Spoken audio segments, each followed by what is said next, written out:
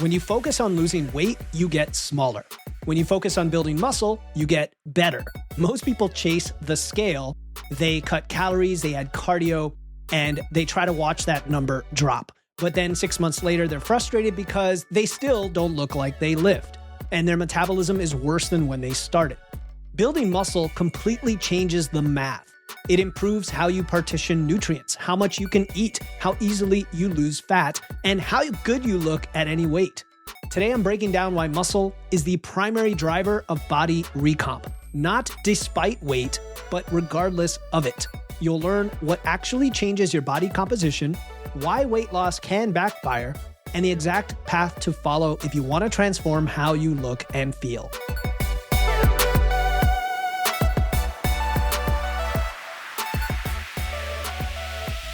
Welcome to Wits and Weights, the show that helps you build a strong, healthy physique using evidence, engineering, and efficiency. I'm your host, certified nutrition coach, Philip Pape, and today we're going to tackle one of the biggest misconceptions in fitness. The scale doesn't measure success. It doesn't tell you if you're losing fat or muscle. It doesn't reveal whether your metabolism is thriving or it's tanking and adapting. And it definitely doesn't predict how you're going to look in the mirror. Yet, many of you, most people obsess over that number, that scale number, like it's the only thing that matters. I'm going to show you today why building muscle is far more valuable than losing weight for body recomp, for health, for longevity, for metabolism. Not because muscle magically melts fat, it doesn't, but because muscle changes every equation in your favor to make all the other stuff so much easier. So if you've been frustrated that all this hard work in the gym, in the kitchen, isn't showing in your physique, this episode will help you reframe all of it. And stick around to the end, where I'm going to share one daily habit that accelerates muscle growth without any additional training. And it has nothing to do with supplements or meal timing or any of that. And it even surprised me when I first discovered it. All right, let's start with the obvious problem. The scale measures total body mass. That's it. It is the pull of Earth's gravity on your body. It doesn't distinguish what's inside. Your fat, your muscle, your water, your glycogen, your bone, all of that. When you lose 10 pounds, the scale says you lost 10 pounds. But if 5 of those pounds were muscle, you just made your body composition far worse, not better. Now, most traditional weight loss advice ignores this in the interest of, admittedly, selling a program or selling quick results or selling what the industry has sold for many years, and that thin is somehow better. And the typical advice is simplified in its finest is eat less, move more, create a calorie deficit, just be consistent, all the platitudes we hear all the time. Now, none of that tells you what you're actually losing, okay? Yeah, you're losing weight on the scale, but in chasing weight loss alone and getting smaller, you won't necessarily get leaner. You won't necessarily get stronger. You're definitely not necessarily getting healthier. Now, the little caveat to that is if you have a lot of weight to lose and the excess body fat or body weight in general is putting you in a state of poor health, almost any form of weight loss is going to be a net positive from where you're at, but it's still even better to focus on doing that while building muscle. Research shows that up to 30 to 60%, it's a big range. You can cherry pick studies to find all of these numbers, but even as little as 25 or 30% of your weight loss on a typical diet is lean mass, muscle. That's not great. That's not what we're trying to do. Especially we see this in older populations, women and men over 40, anyone under eating protein, anyone for sure who is skipping resistance training. In fact, that is the biggest reason this happens. And we see this a lot today on the GLP-1 medications when it comes to the whole muscle loss argument. They don't cause the muscle loss, but they cause rapid dieting in people who are not resistance training, which leads to muscle loss. And when you lose muscle, why do I care about this? Why do I talk about this on the show so much? Why are there arguments between muscle and fat? I don't think they're mutually exclusive, or muscle and weight loss. I think they both can happen and help each other. But what happens when you lose muscle? It's not good. First, your metabolism is going to be lower. You're going to have poor metabolic health, not just from the calorie deficit, but because you are losing this very expensive, we call it metabolically active tissue. Muscle requires a lot of energy to maintain. If our body had its druthers, it wouldn't try to keep muscle because it costs so much and you're trying to survive. You're trying to store energy. You're trying to store fat. Your body would much rather you sit on the couch and just store fat and live for another day in terms of not starving, but it's definitely not the same as living a good life and thriving. So less muscle simply means a lower daily energy expenditure. You're burning fewer calories. And of course, down the line how this can make other things harder. The second thing that happens when you lose muscle is, of course, your strength drops. Now, this sounds, I guess, contradictory in the sense that building muscle requires building strength builds muscle. So obviously when you lose muscle, you lose strength. And conversely, if you drop strength because you're not training, you're going to lose muscle. Anyway, the point is this affects everything in your life. It affects not only how you train, but even if you don't care about training, which we should have a talk, it's how you move through your life. You become weaker, you become less capable, you become more fragile. And you know what? Other people now, you have to depend now on other people. Do you want that? Especially as we get older. I'm not talking about 25-year-olds. Okay, if you're a little bit less strong or more strong at 25, it's probably not going to make as big a difference. But when you're 60, 70, 80, that becomes a massive quality of life concern, a health span concern. And that's so critical today when we look at what happens with a decline into age, with age-related disease, with, assisted living and frailty and all of that stuff, right? You just become weaker and more fragile, which is definitely not what you want. And then the third thing that happens when you lose muscle is your insulin sensitivity worsens. And I wanted to point this out specifically because muscle is where your body stores glucose. Muscle loves carbs. This is why we talk about the value of eating carbs on this show versus the narrative out there about low carb and losing weight and all that. Muscles love carbs. When you lose muscle, you lose that carbohydrate storage capacity. And then what happens? Well, that means more of that glucose from the carbs stays in your bloodstream or gets stored as fat, which is why we have to distinguish, hey, are you sedentary and not lifting? In which case, eating a lot of carbs is not going to help you. Or are you lifting weights? In which case, it's fantastic. And it improves your insulin sensitivity, which improves your metabolic health as well, inflammation, all of that. So the question is not, how do I lose weight? The correct question is, how do I change my body composition? All right, that's really what we're trying to do. Now, there are deeper reasons we're doing this. We're not addressing here. That goes to mindset and identity, and maybe I'll touch on it here and there. But at the end of it, when we think mechanistically, are we trying to lose weight? No, we're trying to improve our body composition because of the other things we just mentioned, especially metabolic health and longevity, which a lot of people get surprised about when we talk about muscle because they're thinking bodybuilding and strength and lifting. They're not thinking the wonderful health results that gets you, plus the food side, right? What it allows you to eat in terms of flexibility and enjoyment in life, personally. So weight loss, here's the thing. So they're not mutually exclusive. Weight loss can improve your body composition, but it can also destroy it depending on if you are also losing muscle. Muscle gain always improves your body composition, just period. So that's the first, I guess, insight. May or may not be surprising to you, but it's interesting to think about that way, in that weight loss is neutral at best, because even if you are training, you're lifting weights, you're eating protein and holding onto your muscle while you lose weight so that it's fat loss, that's beneficial. That is beneficial. I'm not going to say it's not, but I'll say neutrally beneficial because it's the best you can do in either direction until you add more muscle. Whereas gaining muscle is a net positive by definition. In other words, it shifts the whole equation up. So let's get into some of the details related to the power of muscle here.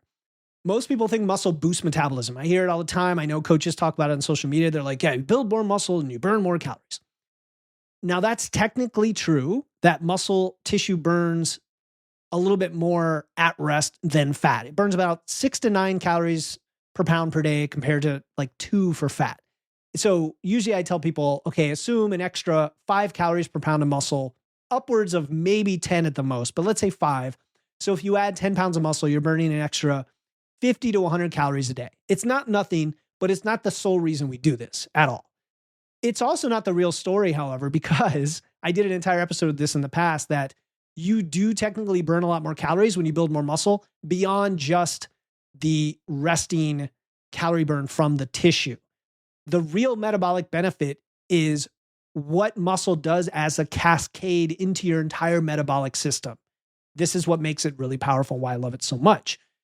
First, muscle increases your carbohydrate storage capacity. We've already mentioned this. Every pound of muscle you add gives you more glycogen storage, which means less glucose floating around in your blood or getting shuttled into fat cells. Second, muscle improves insulin sensitivity, also something that I've mentioned. When your muscles are active, when they're growing, they pull that glucose out of your bloodstream more efficiently. That lowers your blood sugar. That reduces your insulin spikes. Now, I don't have any problem with blood sugar spikes. Those are natural when you eat carbs, for example, but it levels everything out more. And then along with a good balanced diet with plenty of fiber and protein, it just makes fat loss easier. It reduces energy crashes. It makes you not have to worry at all about your blood sugars. You shouldn't have to use a continuous glucose monitor at all. Okay. None of my clients do. I don't. You don't need to if you're lifting weights, if you're living a healthy lifestyle. And I'm not talking about the diabetic population, totally different situation. Third, and this is an interesting one, okay? The act of building and having muscle increases your nutrient partitioning. Now, this is just a fancy phrase. We like to throw around these phrases of saying that your body preferentially sends those nutrients that you consume toward muscle growth instead of fat storage. And the more muscle you have, it feeds into this process. The more likely the calories you eat are used to build and repair tissue rather than get stored as fat. And again, stick around to the end because I have an extra tip that is going to accelerate this process massively in a surprising way that you might not realize. Just stick around. It's pretty exciting. All right. Fourth, muscle allows for higher training volume. So again, this is a upward spiral. The more muscle you have, the stronger you have, the more weight you can lift and the harder you can push in the gym and the more volume you can lift. And it feeds on itself because obviously you need more volume and you need more stimulus to build the muscle, but you also can do more with the muscle. It also means you recover better. You tolerate more work. We call that work capacity. It's kind of like a form of cardiovascular health from your lifting and your muscle. You know, people who have more muscle tend to be just more athletic in general, even if they're not endurance athletes, and they can go longer sessions in the gym. And that means more calories burned as well through training over time. So it all feeds on itself. All right. The fifth thing here about muscle as a powerhouse is it supports your daily movement. When you're stronger, you tend to move more. You tend to want to move more. You have more energy. You take the stairs instead of the elevator. Sometimes you even want to show off, right? You're strong. So you're going to help carry the groceries or you're going to lift the water bottles. You know, I've had 65-year-old female clients who tell me stories about, you know, men in their lives who she offered to carry the big thing of water bottles for them. And, oh, don't do that. It's too heavy. She's like, what are you talking about? I can lift more than you. Okay. You know, you carry all your grocery bags in one trip, you know, with all the fingers, you know what I'm saying? Like 2 bags per finger kind of deal. You can play with your kids or grandkids without getting exhausted. Like these are lifestyle things. These are functional things. Okay. Having more muscle and training, it increases your NEAT in general. In fact, just the training sessions alone are like a form of steps you're getting that other people aren't getting. And that burns more calories every day as well. Okay. So if you add it all together, muscle doesn't just burn a few extra calories at rest. It transforms how your metabolism functions, really your whole identity. It makes you more athletic. And this is why people with more muscle can eat more food, they can stay leaner, they have better health markers, even at the same body weight as someone with less muscle. And that's really important. I've had clients who have a lot of muscle and they're technically overweight, and they might actually have a decent amount of body fat that they really need to lose for other reasons. And they might even be kind of sedentary other than their lifting sessions. But because they have all that muscle, all their blood markers are better than another person at that same weight just because of the muscle. And that's why I think it has a net positive and shifts the whole equation up. And then body fat is just this extra thing that you may or may not need to shift to put you into the best health of all. All right. So now let's talk about what happens when you chase weight loss without prioritizing muscle. Now, hopefully if you're listening to this podcast, you understand the value of resistance training. Although I have seen people come into our Facebook group recently who are like, I'm having issues with XYZ. I'm trying to eat more nutrients. I'm trying to eat more fiber. What do I do? I'm like, are you lifting weights? Are you resistance training? No, I'm not. Like, okay, let's put that in there and you're going to see everything else shift for the better.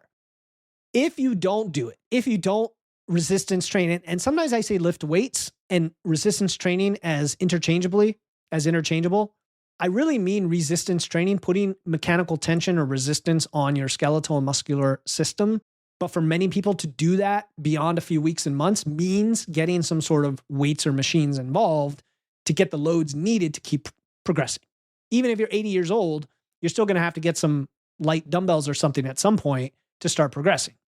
If you don't, what happens? Well, you're going to end up smaller, softer, weaker, hungrier, metabolically compromised. You're going to have less energy. You're going to have fewer food choices, and you're going to have a lower quality of life. How can I paint the picture any clearer? Like the issues we have today with obesity, which come from overconsumption of food, are only compounded by the lack of muscle. And when someone starts to prioritize muscle, it accelerates the process of losing that fat and getting better metabolic health, as I've mentioned multiple times on this episode.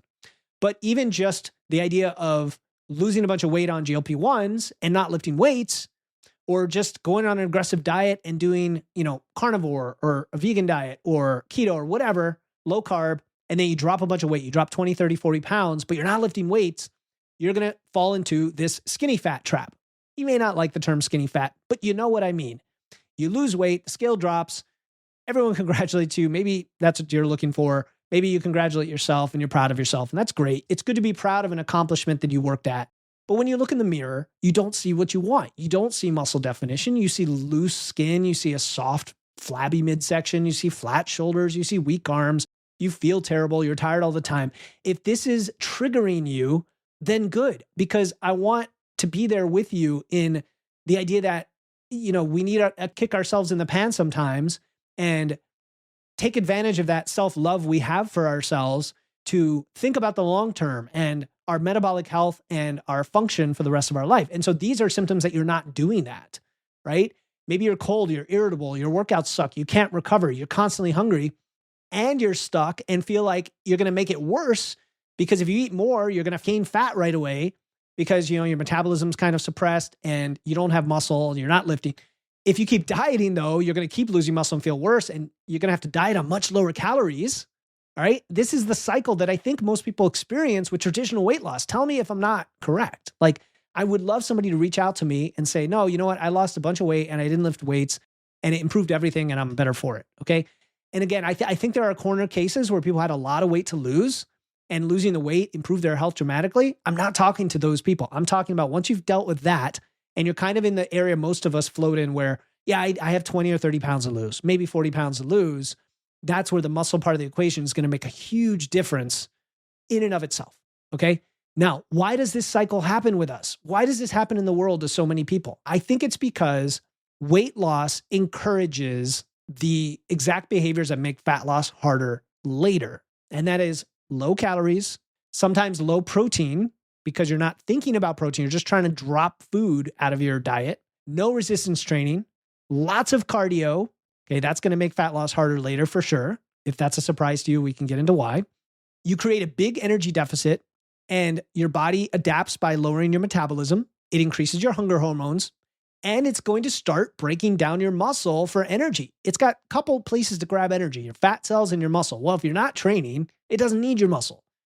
Beautiful, expensive tissue. It can just, when I say break down, it's not like it like destroys your muscle. It's just your muscle starts to get smaller and not rebuild. And instead, that energy gets reserved for your body because you're in a deficit, right? You lose weight, but you also lose that tissue that makes fat loss possible and sustainable. You're not just losing fat, you're losing muscle.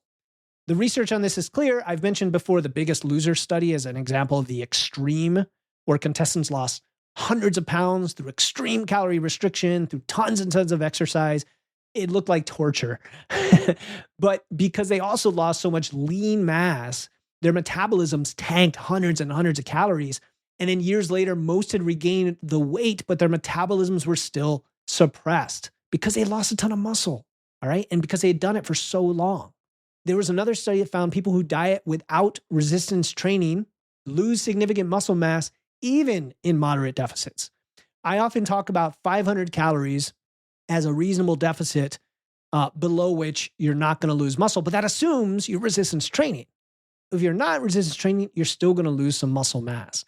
And then when you regain the weight, guess what happens? It comes back mostly as fat, or pretty much entirely as fat. So if you lost 20 pounds and 10 of those were muscle, and you gain the 20 pounds back, all 20 pounds are fat. You've just now lost 10 pounds of muscle, and your body composition ends up worse than before you started. This is why I don't recommend aggressive weight loss, or there's a protocol I have for rapid fat loss, very specific terms, unless you're doing everything possible to preserve muscle. High protein intake, and it's high by the standards of average society, but it's not high by reasonable standards for what's necessary based on the evidence.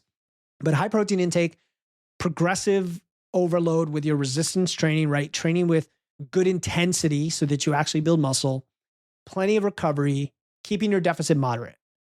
If you're going to lose weight, lose it the right way. Do it that way, right? So then it's fat loss. Otherwise, you're setting yourself up for failure. Now, before we continue, I want to share something that has been getting incredible feedback from listeners and viewers. If you're realizing that tracking your training, monitoring your biofeedback, staying consistent is a hard thing to do, right? Because life is so crazy and life is so busy. I built my Fitness Lab app for exactly that type of person, because that is me. Okay. I use it myself. Fitness Lab is an AI-powered coaching app trained on all my content, all my philosophy. It gives you personalized, evidence-based guidance on your workouts, your nutrition patterns, your recovery, all through what I call conversational coaching. It feels like you are texting your trainer or your nutrition coach. It is not a workout logger generator. It's not a meal planner. It's not a generic food logger. It is much more intelligent than that. It's kind of like that intelligence layer in between what you log and what you do that will adapt to what's happening. It learns your habits. It looks at your biofeedback. It helps you stay on track, which is great. Now, right now through January 2nd, you can get 20% off with our holiday and New Year promotion. Go to witsandweights.com/app, and you can learn about the app before you buy it. So I would check that out, witsandweights.com/app. Right now, as we end the year, this is the perfect time to set up your system for 2026 to hit the new year strong. Go to witsandweights.com/app. All right, let's get back to why building muscle beats weight loss for body recomp, because that's what we care about, right? Not just weight loss. So one of the biggest myths in fitness is that you can't build muscle and lose fat at the same time. We call that body recomposition, or that building muscle makes you bulky, especially for the women. I still hear this to this day. Oh, well, I don't want to look like that. I don't want to build muscle and look like that. You're not going to. I'm going to say that right now. Or that focusing on muscle means you have to accept higher body fat. Like you have to do these big surpluses. That's not true either. All right. So these are all myths that I like to burst on a regular basis, or bust, whatever the word is, because building muscle makes fat loss exponentially easier. Okay. It doesn't make fat loss harder. It makes it easier. And it's going to lead to the ability to do both more easily, the ability to get stronger and leaner, not bulky, and the ability to do it without necessarily going into a big surplus. All right. Here's why. First, muscle increases your training capacity. I alluded to this already, but when you're stronger, you can lift heavier weights, you can do more volume, you can push harder in your training sessions and your workouts.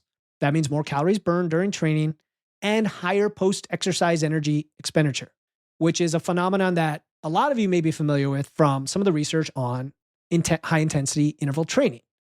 Well, you get the same thing when you're training hard with weights, which is awesome, okay? But yeah, you can get it from sprinting and HIIT as well. Second is that muscle improves recovery.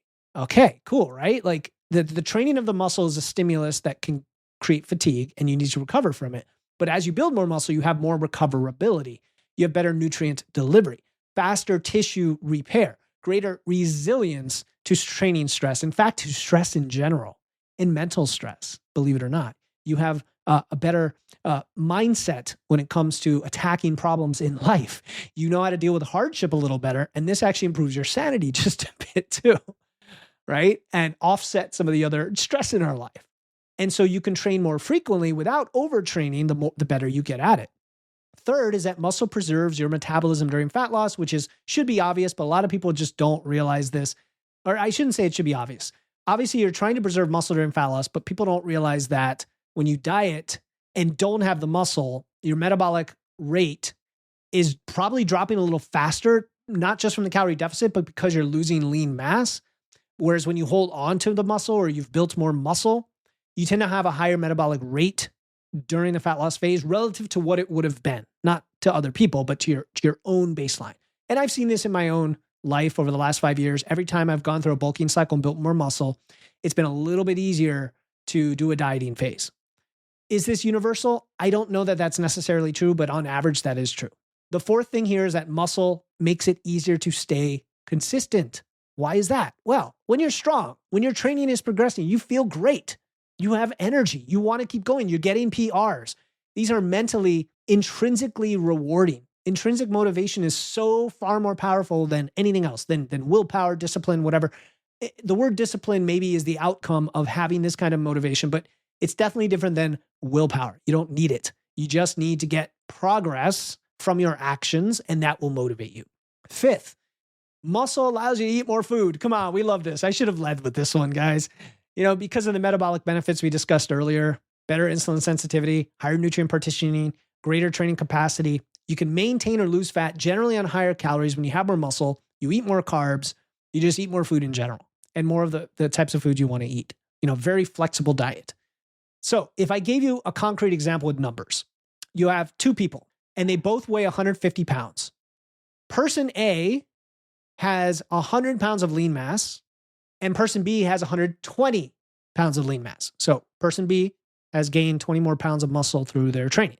Person B, the person with more lean mass, can eat probably 300 to 500 calories more per day and maintain the same body fat percentage as person A because they have more muscle driving their metabolism. And the fact that they have more lean mass at the same weight also means they have less fat mass, right? So when both people decide to lose fat, person B can create a deficit on higher calories and can eat more. Person A might have to drop further to see the same rate of fat loss. And you tell me who's going to be more successful long-term. So it just makes it easier, which is also why I have episodes coming up, or at least one episode coming up as we get to the new year, about why I think building muscle first might be the way to go for a lot of you. So stay tuned for that. Make sure you're following the podcast to get that episode. But who's going to be more successful? Who's going to feel better during the process of fat loss itself? And then who's going to maintain the results after the diet ends? I don't even have to say who it is, right? So if you do want easier fat loss, for many of you, it is going to be to build muscle first. And remember, I've got a surprising daily habit for you at the end of this episode that is going to speed up muscle growth without any extra training. All right, let's keep going. I'm packing a lot into this episode. I want to talk about body recomp specifically. Body recomp is the process of simultaneously gaining muscle and losing fat. It is what some would call the holy grail of physique development because you are improving body composition without changing scale weight. And why that's a holy grail is because people say, okay, I don't need to diet, which nobody likes dieting, and I don't need to gain a bunch of weight that comes along with some fat. I don't want to do that either. I want the sweet spot in the middle. Most people, I think, are doing it wrong, though, okay? They usually focus on losing fat and hope that the muscle follows when they're thinking body recomp. They still have in the back of their mind, like, okay, but I want to lose fat as part of this process. And I think that's backward. I think effective recomp starts with biasing toward muscle building. And, as you're developing that muscle, the fat loss becomes a natural byproduct of all the things we just talked about. The training capacity, better metabolism, nutrient partitioning, muscle protein synthesis, all of that. And the research does support this, where even trained lifters, yes, can gain muscle at maintenance calories if they're eating enough protein and following progressive overload. And we know this because there are some very jacked, very strong people out there who are big proponents of not having to go into big surpluses. Okay, there is a certain level of surplus that will speed up the process. But if you're looking for a fairly quick process without the extra fat gain, body recomp is totally possible, but it has to be biased toward building muscle, which means biased toward maintenance or slightly above maintenance rather than a slight deficit. Some people will argue with me. Some people say, look, if your goal is really to lose fat and body recomp is the side effect, then you focus on fat loss. True. But if your goal is body recomp itself, including the muscle gain, and you want to ensure muscle gain, I think you need those resources coming in. You don't need a big surplus. Especially if you're a beginner or you're detrained, you're going to respond really well to that stimulus from the training. And then if you are more of an advanced trainee, it's just a matter of making sure you've got enough of that fuel coming in. At least maintenance or very slight surplus, which is what I call aggressive maintenance, Some people call it lean gaining, but I'm talking about very slight, like 50 to 100 calories at most, maximum over your current maintenance, where you're not trying to bulk, you're not trying to cut, you're optimizing for, we'll say, the highest quality muscle gain with the lowest possible fat gain within that time span so that you don't need to cut off the fat. If you want faster muscle gain, yeah, ramp up that surplus a bit more, get a little fat for the ride, and then cut it off later. But not everybody wants to do that.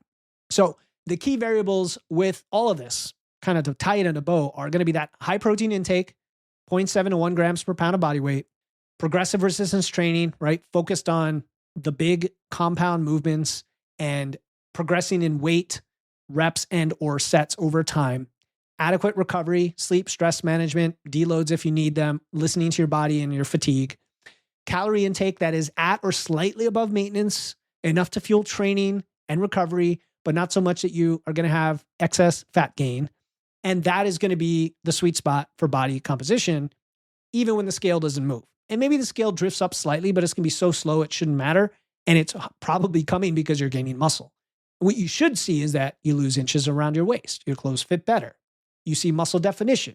You feel stronger. You feel more capable. And then 6 months later, because this doesn't happen overnight, 6 months is not that long, guys. With the years and years you've been spinning your wheels, when someone asks you if you lost weight, you can say, hey, you know what? I didn't. I built muscle and I got leaner, right? That's kind of a cool thing to be able to say, like, I don't want to, people might see it as you lost weight because you look better. And that's what people are expecting. But that's not really what happened, right? You actually built muscle, you got leaner. And that's what body recomp is. So what should you actually do if you want to prioritize muscle for body recomp? Number one, we mentioned protein. I would achieve this by prioritizing protein in every meal. If you can have protein in every meal, that's going to be a great start because many of you aren't even doing that. And if you're eating 3, 4, maybe 5 times a day, probably 3 or 4, then it's going to be a great start to getting the muscle or getting the protein that you need. The second thing is related to your training program. I'm going to suggest that 3 days a week is plenty for a beginner. For those of you who are a little bit more advanced, 4 days is usually plenty as well. A lot of you like to train 5 days. That's fine. But getting your squats, your deads, your presses, maybe some form of, some back movements in there for sure, forms of rows, pull-ups. I don't care if you use barbells. Machines are fine too. I love barbells, of course, because of the progressive, objective nature of them. But machines can be very effective as well, as long as you're tracking and aiming to add weight or reps every week. And again, my app, Fitness Lab, can help you do that. It can write you a program or it can help assess your current program. Step 3 is about the eating side of it. If you're new to training or you're carrying extra body fat, you can eat at maintenance and still build muscle while losing fat, as I mentioned. Tracking your food, weighing and measuring your food, identifying how many calories you're actually eating and comparing that to your weight is going to give you a good idea. Are you roughly where you need to be? Or are you actually losing weight? You don't want to be, because that means you're not resourced enough to build the muscle and we need to bring those calories up. Or do you want to make it where you go into a very slight surplus and really ramp up that muscle growth without the fat gain? And then, of course, recovery. I mean, we can't emphasize enough the power of sleep, of having sufficient sleep, of managing your stress, of managing your fatigue. If your low back is constantly fatigued from your lifting, you've got to look at something. It could be your form, it could be your recovery, it could be your food. We don't want to add to that fatigue. We want to manage it well. And of course, you're going to track all the right things when it comes to body comp, not just your scale weight. So measurements, photos, strength progression, how your clothes fit, and biofeedback as well. And ultimately, you just want to be patient and strategic about this, okay? Building muscle takes time. I usually suggest something like 6 to 9 months of building, where if you're gaining a half to a pound of muscle per month, you're probably doing great. I know a lot of you are like, I'm going to gain 10 pounds in the next 6 months. As a beginner, maybe.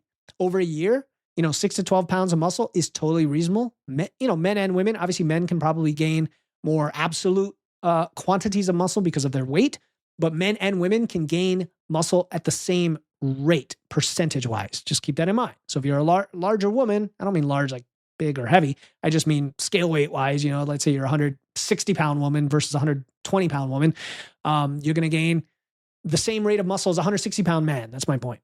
Okay. And that's going to completely transform your physique. And then, being strategic about all of this and planning it out is going to really serve you well. Listening to this podcast, you'll get a lot of tips on how to do that. All right. So we talked a lot about physique and performance. But let's just take a quick pit stop here to talk about health and longevity, because muscle mass is one of the strongest predictors of long-term health outcomes. Sarcopenia, which is the loss of muscle mass and muscle function with age, is a stronger predictor of mortality than obesity. People with higher muscle mass have lower risk of cardiovascular disease, have better glucose metabolism and insulin sensitivity. They have stronger bones and lower risk of osteoporosis, greater functional independence as we get older, what we talked about before, lower risk of falls, fractures, frailty, one of the leading causes of death, not proximal causes, but it leads to the chain of hospitalization and polypharmacy that ultimately leads in death for many. It's sad to say, but it's true. And of course, having more muscle is better recovery as well from illness and injury. People who are stronger tend to get through sickness faster. They can recover faster from injuries, recover faster from surgeries. So muscles like that metabolic retirement plan. I think I've used this analogy before. It's like those deposits in the bank that compound over time. So it's never too late to start. Start right now. You're not just going to improve how you look. I know a lot of you want to chase that, but really you're setting yourself up for decades of better health, more independence, better quality of life. Especially important for those of us who are already over 40. I'm 45. I started doing this properly as in lifting weights, eating in a flexible way to support my health and training when I was 40, like I was 39 going on 40. So if you're over 40 and if you build your muscle now in your 40s, your 50s, your 60s, wherever you are, you're going to create that massive buffer against age-related decline that everyone else experiences. You're going to be in the elite small percentage of people who others will not have to, or who will not have to depend on others when you're 70 years old. Maybe when you're 95 or 100, you have to depend on some people for a few things, but you're going to be among the small percentage who turn it around, who start to build the muscle back, who avoid the muscle loss, who is going to make the fat loss easier if that's what you want. And you're going to be far off than your peers at that age. And that's where we want to be. That's why I'm so passionate about this topic. I see it with parents and grandparents. I see it with others who are in the older population, the decline happening with those over here versus those who get into lifting weights and resistance training, even when they're already 70 and they've never done it before. And all of a sudden things start to turn around. It's a beautiful thing to see, because muscle's not just about aesthetics, is it? Right? It's living that strong, capable, independent life for as long as possible. So here's what we've covered today. The scale doesn't measure what matters. Muscle drives your metabolism. Weight loss without muscle is going to backfire, and building muscle makes fat loss exponentially easier. If you take nothing else from this episode, remember this: stop chasing weight loss and start building muscle. That is a foundation everything else builds from. Now, before we wrap up, here's the strategy I promised earlier: the daily habit that accelerates muscle growth without adding anything else to your training. Before I do, let me tell you about something that can help you implement everything we just discussed. If you're ready to build muscle the right way, if you want personalized coaching that adapts to your schedule, your preferences, and your goals, but without the price of hiring a coach, check out Fitness Lab. It's my AI-powered coaching app. It gives you workout guidance. It can actually write your program for you and adjust based on your biofeedback, insight on your nutrition, feedback on your meals, recovery strategies, movement, sleep, all of it, all through a conversational interface that is really smart, that learns from you, and it gets smarter over time. Right now through January 2nd, you're getting 20% off with our holiday New Year promotion. Go to witsandweights.com/app to learn more. Take the 2-minute quiz, see if it's right for you before you even buy.